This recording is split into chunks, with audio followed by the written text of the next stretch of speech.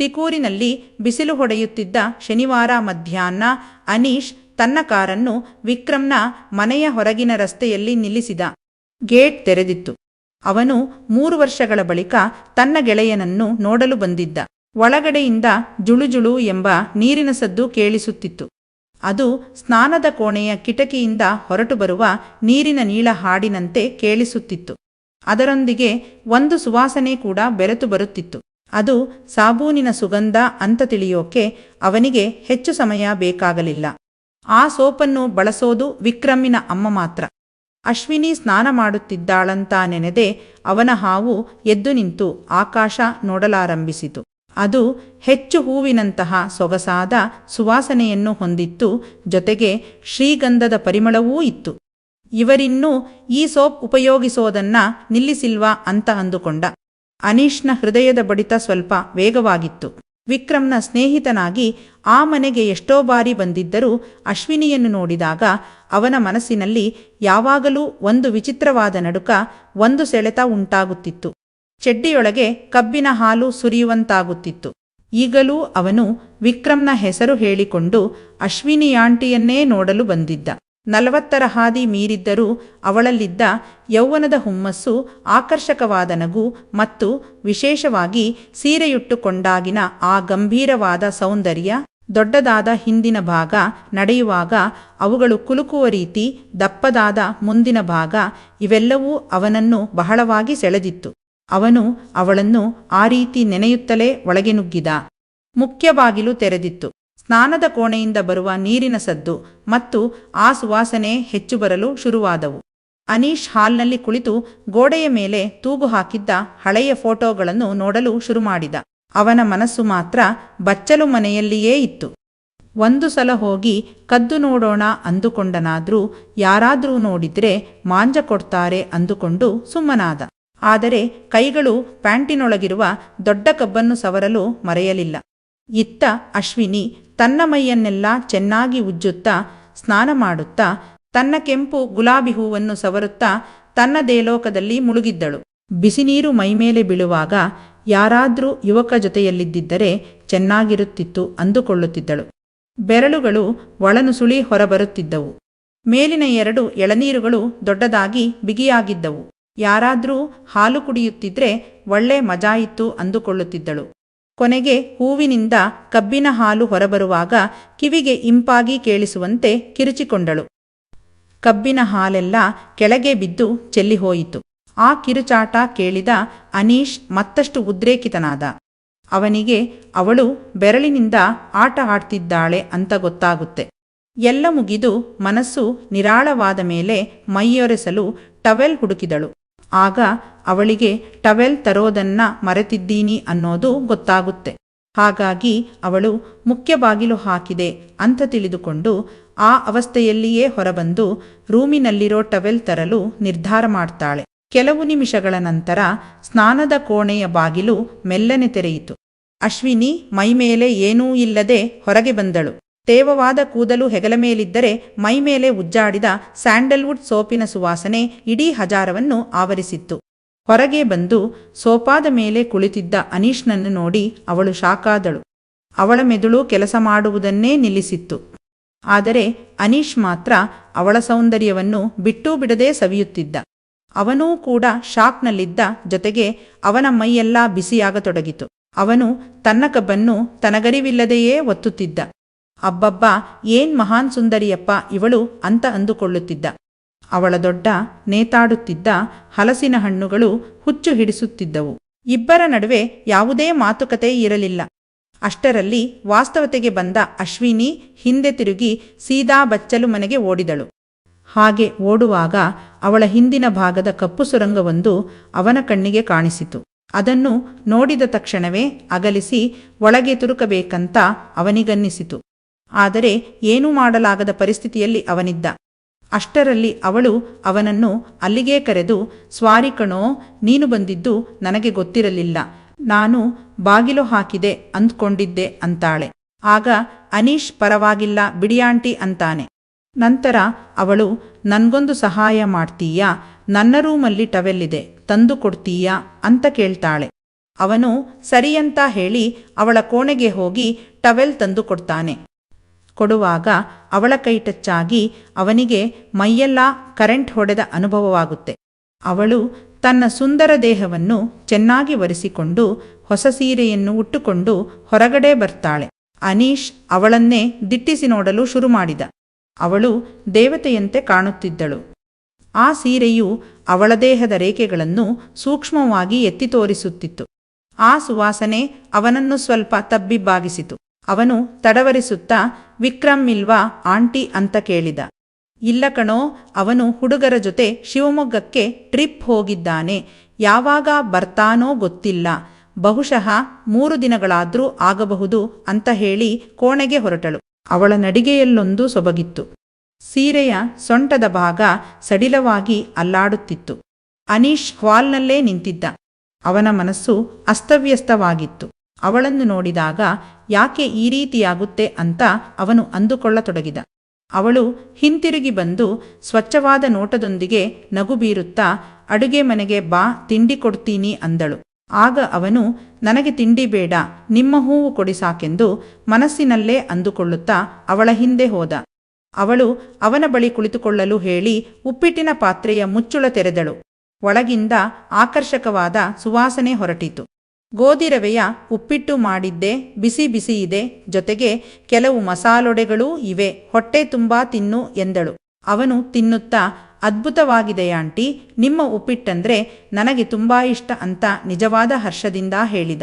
ಅವಳಿಗೆ ಖುಷಿಯಾಗಿ, ಥ್ಯಾಂಕ್ಸ್ ಕಣೋ ಅಂತ ಮುಗುಳ್ನಕ್ಕು. ವಿಕ್ರಮ್ ಇಲ್ಲದೆ ಮನೆಯೆಲ್ಲ ಖಾಲಿ ಖಾಲಿ ಅನ್ನಿಸ್ತಿತ್ತು, ನೀನು ಬಂದಿದ್ದು ತುಂಬಾ ಸಂತೋಷವಾಯಿತು ಅಂದಳು.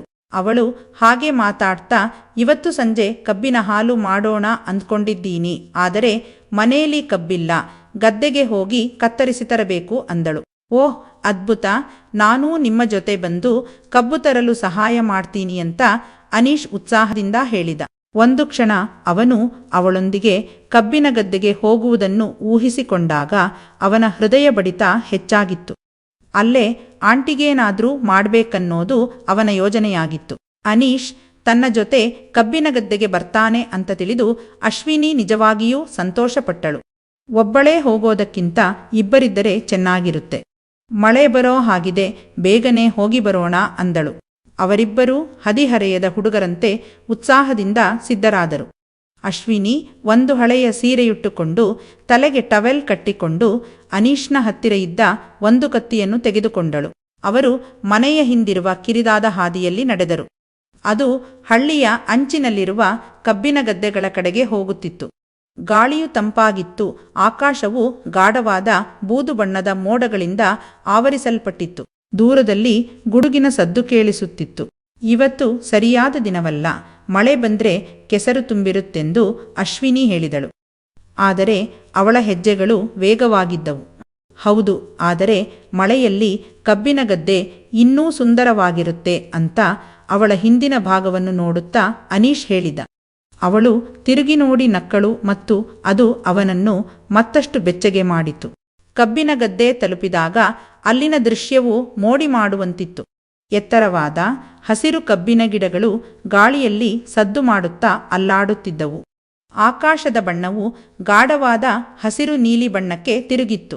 ಗಾಳಿಯಲ್ಲಿ ಮಣ್ಣಿನ ಮತ್ತು ಸಸ್ಯಗಳ ತಂಪಾದ ಸುವಾಸನೆ ಹೊರಸೂಸುತ್ತಿತ್ತು. ಇಲ್ಲಿ ಈ ಗಿಡಗಳು ಚೆನ್ನಾಗಿವೆ, ಹುಳು ತಿನ್ನಲಿಲ್ಲ ಎಂದ ಅಶ್ವಿನಿ 2 ಗಿಡಗಳ ನಡುವೆ ನುಗ್ಗಿ ಒಂದನ್ನು ಆರಿಸಿ ಕತ್ತಿಯಿಂದ ಕಬ್ಬನ್ನು ಕತ್ತರಿಸಲು ಪ್ರಯತ್ನಿಸಿದಳು. ಆದರೆ ಕಬ್ಬಿನ ತೊಗಟೆ ಗಟ್ಟಿಯಾಗಿತ್ತು. ಆಗ ಅನೀಶ್, ನಾನು ಮಾಡುತ್ತೇನೆ ಆಂಟಿ ಎಂದು ಚಾಕುವನ್ನು ತೆಗೆದುಕೊಂಡು ಒಂದು ಗಿಡವನ್ನು ಯಶಸ್ವಿಯಾಗಿ ಕತ್ತರಿಸಿ, ಇನ್ನೊಂದು ಬೇಕಾ ಆಂಟಿ ಅಂತ ಕೇಳ್ತಾನೆ. ಹೌದು ಕಣೋ, ಬೇಕು, ಇನ್ನೊಂದನ್ನು ತೆಗೆಯೋಣ, ಒಂದು ಸಾಕಾಗಲ್ಲ ಎಂದು ಅಶ್ವಿನಿ ಹೇಳಿದಳು. ಅವಳ ಕಣ್ಣುಗಳು ಗಿಡಗಳ ಮೇಲೆ ಸಂಚರಿಸುತ್ತಿದ್ದವು. ಅವಳು ಸ್ವಲ್ಪ ಮುಂದೆ ಹೋಗಿ, ಇದನ್ನು ನೋಡು, ಇದು ಚೆನ್ನಾಗಿದೆ ಅಂತ ತಿರುಗಿದಾಗ ಅವಳ ಪಾದವು ತೇವವಾದ ಮಣ್ಣಿನ ಮೇಲೆ ಜಾರಿತು. ಅವಳು ಅಯ್ಯೋ ಎಂದು ಕೂಗಿದಳು ಮತ್ತು ಹಿಂದಕ್ಕೆ ಬೀಳಲು ಪ್ರಾರಂಭಿಸಿದಳು. ಅನೀಶ್ ತ್ವರಿತವಾಗಿ ಮುಂದೆ ಹೋಗಿ ತನ್ನ ತೋಳುಗಳನ್ನು ಹಿಗ್ಗಿಸಿ ಅವಳನ್ನು ಹಿಡಿಯಲು ಪ್ರಯತ್ನಿಸಿದ. ಅವನು ಅವಳನ್ನು ಹಿಡಿಯುವಲ್ಲಿ ಯಶಸ್ವಿಯಾದನು, ಆದರೆ ಸಮತೋಲನವನ್ನು ಕಳೆದುಕೊಂಡು ಇಬ್ಬರೂ ನೆಲದ ಮೇಲೆ ಬಿದ್ದರು. ಅಶ್ವಿನಿಯ ಮೈಮೇಲೆ ಅನೀಶ್ ಬಿದ್ದಿದ್ದ. ಅವನ ಮುಖ ಅವಳೆರಡು ವಾಲಿಬಾಲಿನ ನಡುವೆ ಹುದುಗಿತ್ತು. ಆಗ ಅವನಿಗೆ ಈಗಲೇ ಬಿಚ್ಚಿ ಹೊರತೆಗೆದು ಹಾಲು ಕುಡಿಯೋಣ ಅನ್ನಿಸಿತು.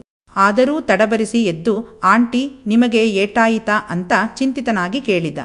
ಇಲ್ಲ ಇಲ್ಲ, ಗಾಯವಾಗಲಿಲ್ಲ ಅಂತ ಹೇಳ್ತಾ ಅವಳು ಎದ್ದೇಳಲು ಪ್ರಯತ್ನಿಸಿದಳು. ಆದರೆ ಅವಳ ಪಾದವು ಮತ್ತೆ ಜಾರಿತು. ನನ್ನ ಕೈ ಹಿಡ್ಕೊಳ್ಳಿ ಅಂತ ಅನೀಶ್ ಮುಂದೆ ಹೋಗಿ ತನ್ನ ಕೈಗಳನ್ನು ನೀಡಿದನು. ಅವನು ಅವಳ ಕೈಯನ್ನು ಬಲವಾಗಿ ಹಿಡಿದುಕೊಂಡನು. ಅವಳು ತನ್ನೆರಡೂ ಕೈಗಳಿಂದ ಅವನ ತೋಳನ್ನು ಹಿಡಿದುಕೊಂಡಳು. ಅವನು ಅವಳನ್ನು ಎಳೆಯಲು ಪ್ರಾರಂಭಿಸಿದಾಗ ಅವಳು ತನ್ನ ತೂಕವನ್ನು ನೀಡಲು ಪ್ರಯತ್ನಿಸಿದಳು. ಅವಳು ಸ್ವಲ್ಪ ಮೇಲಕ್ಕೆ ಬಂದಳು, ಆದರೆ ಮತ್ತೆ ಜಾರಲು ಪ್ರಾರಂಭಿಸಿದಳು.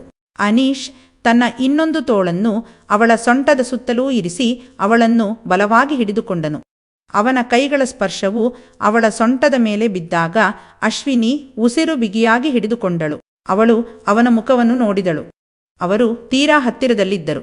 ಅವನ ಕಣ್ಣುಗಳು ಅವಳನ್ನು ನೋಡುತ್ತಿದ್ದವು. ಗದ್ದೆಯ ಸುತ್ತಲೂ ಗಾಳಿ ಹೆಚ್ಚು ಬಿರುಸಾಗಿ ಬೀಸಿತು. ಕಬ್ಬಿನ ಗಿಡಗಳು ಜೋರಾಗಿ ಸದ್ದು ಮಾಡಿದವು. ಮೊದಲ ಮಳೆಹನಿಗಳು ಅವರ ಮುಖದ ಮೇಲೆ ಬಿದ್ದವು. ಅಶ್ವಿನಿಗೆ ತಡೆದುಕೊಳ್ಳಲಾಗದೆ, ಲೋ ಅನೀಶ್, ನನ್ಗೆ ಸರಿಯಾಗಿ ಮಾಡೋ, ನಂದು ಹರಿದು ಊರು ಬಾಗಿಲಾಗ್ಬೇಕು, ಹಾಗೆ ಹೊಡಿಯೋ ಅನ್ನುತ್ತಾ ಹೀಟಿಗೆ ಬಂದವಳ ರೀತಿ ಹೇಳಿದಳು. ಅಷ್ಟರಲ್ಲಿ ಮಳೆ ಜೋರಾಗಿ ಬರಲು ಶುರುವಾಯಿತು. ಅವಳ ಮಾತುಗಳನ್ನು ಕೇಳಿ ಶಾಕಾದ ಅನೀಶ್ ಕೈಬಿಟ್ಟ. ಆಗ ಅಶ್ವಿನಿ ಅಲ್ಲೇ ಕೊಚ್ಚೆಯ ಮೇಲೆ ಬಿದ್ದು ತನ್ನ ಕಾಚಾ ತೆಗೆದು ಅವನ ಮೇಲೆ ಎಸೆದು ಅಗಲ ಮಾಡಿ ತೋರಿಸಿದಳು. ಸುಂದರ ಹೂವೊಂದು ಕೆಸರಿನಲ್ಲಿ ಅರಳಿ ಜೋರು ಮಳೆಗೆ ನೆನೆದು ಒದ್ದೆಯಾಗುತ್ತಿರುವುದು ಅವನ ಕಣ್ಣಿಗೆ ಬಿದ್ದಿತು. ಹಾಗಾಗಿ ಅವನು ಅದಕ್ಕೆ ಬಿಸಿ ಶಾಖ ನೀಡಲು ನಿರ್ಧರಿಸಿ ತನ್ನದನ್ನು ಅದರೊಳಗೆ ಹಾಕಿ ಹಿಂದೆ ಮುಂದೆ ಮಾಡುತ್ತಾ ಶಾಖ ಕೊಡಲು ಶುರು ಮಾಡಿದ. ಇಬ್ಬರೂ ಕೆಸರಿನಲ್ಲಿ ಮುಳುಗಿ ಹೊರಳಾಡಲು ಶುರು ಮಾಡಿದರು. ಅನೀಶ್ನ ಬಟ್ಟೆ ಕಬ್ಬಿನ ಗಿಡಗಳ ಮೇಲೆ ತೂಗಾಡುತ್ತಿದ್ದರೆ ಅಶ್ವಿನಿಯ ಬಟ್ಟೆಗಳು ಎಲ್ಲೆಲ್ಲಿ ಬಿದ್ದಿತ್ತೋ ಅವಳಿಗೇ ಗೊತ್ತಿರಲಿಲ್ಲ. ಕೊನೆಗೆ ಎಲ್ಲವೂ ಅಂತ್ಯವಾಗಿತ್ತು. ಅಶ್ವಿನಿ ಎಷ್ಟೇ ಒಳಗೆ ಬಿಡಬೇಡ ಅಂತ ಬೇಡಿಕೊಂಡರೂ ಕೇಳದ ಅನೀಶ್ ಅವಳನ್ನು ಒತ್ತಿ ಹಿಡಿದುಕೊಂಡು ಒಳಗಡೆ ಬಿಟ್ಟು ಮಲಗಿದ. ಅವರು ಸ್ವಲ್ಪ ಸಮಯ ಅದೇ ಸ್ಥಿತಿಯಲ್ಲಿದ್ದರು. ಮಳೆಯು ಅವರನ್ನು ತೊಳೆಯುತ್ತಿತ್ತು. ನಂತರ ಮೌನವಾಗಿ ಅವರು 2 ಕಬ್ಬುಗಳನ್ನು ತೆಗೆದುಕೊಂಡು ಮನೆಯ ಕಡೆಗೆ ಹಿಂತಿರುಗಿದರು.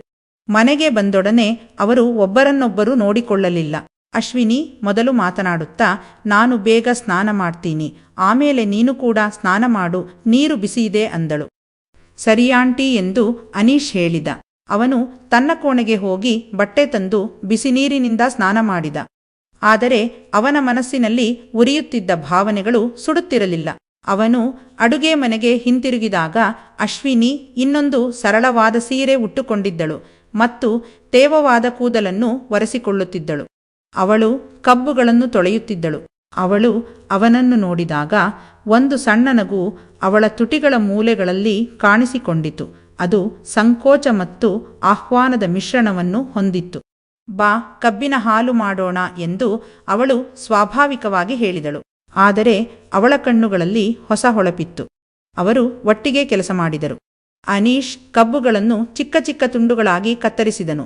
ಅಶ್ವಿನಿ ಅವುಗಳನ್ನು ಮಿಕ್ಸಿಗೆ ಹಾಕಿ ಸ್ವಲ್ಪ ನೀರು ಸೇರಿಸಿ ಬಟನ್ ಆನ್ ಮಾಡಿದಳು. ಕಬ್ಬಿನ ತಾಜಾ ವಾಸನೆ ಅಡುಗೆ ಮನೆಯನ್ನು ತುಂಬಿಸಿತು. ಅವಳು ರಸವನ್ನು ಒಂದು ಬಟ್ಟೆಯ ಮೂಲಕ ಜರಡಿ ಹಿಡಿದು ಒಂದು ಗಾಜಿನ ಗ್ಲಾಸ್ನಲ್ಲಿ ಸುರಿದು ಅನೀಶ್ಗೆ ಅದನ್ನು ಕುಡಿಯಲು ಕೊಟ್ಟಳು. ಅವನು ಗ್ಲಾಸನ್ನು ತನ್ನ ಬಾಯಿಗಿಟ್ಟು ಕಬ್ಬಿನ ರಸವನ್ನು ಹೀರಿದನು. ಅದು ತಂಪು ತಂಪಾಗಿ ಸಿಹಿಯಾಗಿತ್ತು ಮತ್ತು ಶಕ್ತಿಯುತವಾಗಿತ್ತು. ಅವನು ತುಂಬಾ ಚೆನ್ನಾಗಿದೆ ಆಂಟಿ ಅಂದನು. ಈಗ ಅಶ್ವಿನಿ ಜ್ಯೂಸ್ ಕುಡಿಯುತ್ತಾ, ಕಬ್ಬಿನ ಹಾಲು ಆರೋಗ್ಯಕ್ಕೆ ತುಂಬಾನೇ ಒಳ್ಳೆಯದು, ಇದರಲ್ಲಿ ಕ್ಯಾಲ್ಶಿಯಂ, ಫಾಸ್ಫರಸ್ ಇರೋದ್ರಿಂದ ದೇಹಕ್ಕೆ ಶಕ್ತಿ ನೀಡೋದಲ್ಲದೆ ಶರೀರವನ್ನು ತಂಪಾಗಿಸುತ್ತದೆ, ಜೊತೆಗೆ ಮೂತ್ರಪಿಂಡಗಳಿಗೆ ಒಳ್ಳೆಯದು ಎಂದು ಹೇಳಿದಳು. ಇದರಿಂದ ಅನೀಶ್ ಹೊಸ ವಿಷಯವನ್ನು ಕೂಡ ಕಲಿತುಕೊಂಡ.